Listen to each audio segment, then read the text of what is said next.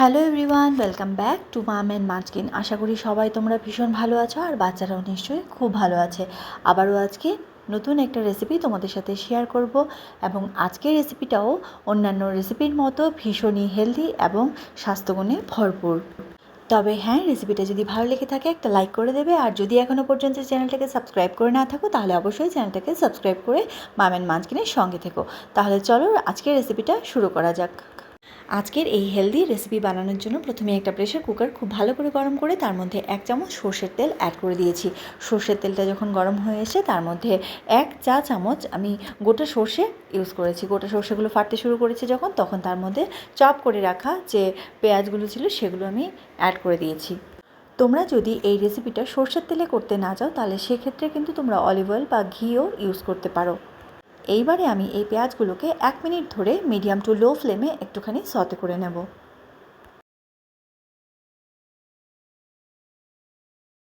পেঁয়াজটা কিন্তু এখানে মোটামুটি সতে হয়ে গেছে। এবার আমি এর মধ্যে অ্যাড করে দেব আগে থেকে গ্রেট করে রাখা একটা ছোট সাইজের আলু। আমি আলুটাকে ভালো করে গ্রেট করে নিয়েছি, নিয়ে এর মধ্যে অ্যাড করে দিয়েছি। এবার আলুর যে ফ্লেভারটা রয়েছে সেটা যদি চলে যায় তার জন্য আমি এখানে 1 মিনিট ধরে একটু সতে করে নেব, তবে অবশ্যই মিডিয়াম টু লো ফ্লেমে।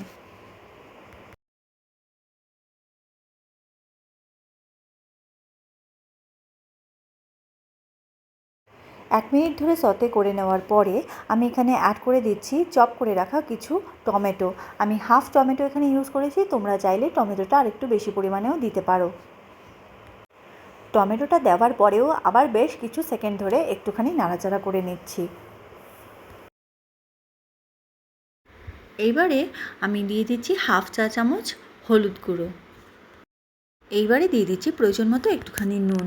যদি তোমরা 1 বছরের নিচে বেবিদের জন্য করতে চাও তাহলে সেক্ষেত্রে কিন্তু তোমরা নুনটাকে স্কিপ করে করতে পারো। আর দিয়ে দিচ্ছি হাফ চা চামচ জিরে গুঁড়ো। সব কিছু দেওয়ার পরে এবারে অ্যাড করে দিচ্ছি যেটা মেইন ইনগ্রেডিয়েন্ট এখানে, সেটা হচ্ছে ডালিয়া। এই ডালিয়াটাকে আমি 2 ঘন্টা ভিজিয়ে রেখেছিলাম, তবে অবশ্যই ভেজানোর আগে আমি খুব ভালো করে 3 বার ওয়াশ করে নিয়েছি। ডালিয়া অ্যাড করে দেওয়ার পরে সমস্ত কিছু খুব ভালো করে নাড়াচাড়া করে নিচ্ছি।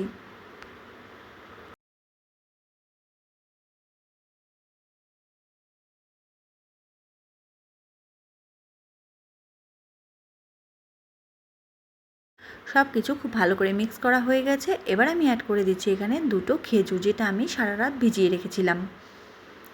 তোমরা খোসা ছাড়িয়ে দিতে পারো, আবার খোসা না ছাড়িয়েও তোমরা অ্যাড করে দিতে পারো।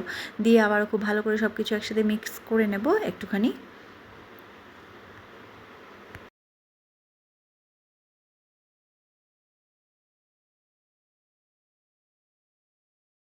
সব কিছু খুব ভালো করে মিক্স করে নেওয়ার পরে এবার আমি এখানে অ্যাড করে দিচ্ছি 1.5 কাপ জল।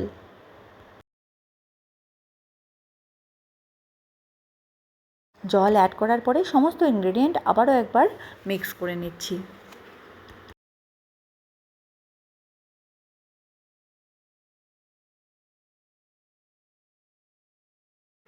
এইবারে একটু সময় দেব, জলটা ফুটে উঠলে তারপরে আমি ঢাকা চাপা দিয়ে রান্নাটা করে নেব।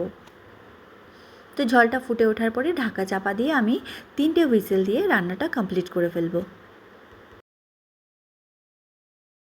3টে হুইসেল দিয়ে দেওয়ার পরে প্রেশারটা যখন ন্যাচারালি রিলিজ হয়ে গেছে তোমাদেরকে খুলে দেখাচ্ছি, সব কিছু কিন্তু পারফেক্টলি কুক হয়ে গেছে। তো এই দেখতেই পাচ্ছ এখানে কিন্তু ম্যাশ করার আর বিশেষ কোনো প্রয়োজন নেই। তবুও যদি তোমাদের মনে হয় একটুখানি ম্যাশ করে নিলে ভালো হয়, তবে সেক্ষেত্রে তোমরা একটু ম্যাশ করে নিতেই পারো। তাহলে আজকের এই ডালিয়ার রেসিপি বাচ্চাদের মস্তিষ্কের বিকাশের সাথে সাথে বাচ্চাদের পুষ্টির চাহিদাও কিন্তু সমানভাবে পূরণ করতে সক্ষম। তাহলে আজকের এই রেসিপি তোমাদের কেমন লাগলো সেটা কিন্তু জানাতে একেবারেই ভুলো না। আর যদি ভালো লেগে থাকে একটা লাইক করে দেবে। আর যদি চ্যানেলে নতুন হয়ে থাকো তাহলে চ্যানেলটাকে সাবস্ক্রাইব করে মাম অ্যান্ড মাঞ্চকিনের পাশে থাকা বেল আইকনটিকে ক্লিক করে মাম অ্যান্ড মাঞ্চকিনের সঙ্গে থেকো। দেখা হচ্ছে পরবর্তী কোনো ভিডিওতে, ততক্ষণ ভালো থেকো, সুস্থ থেকো। টাটা।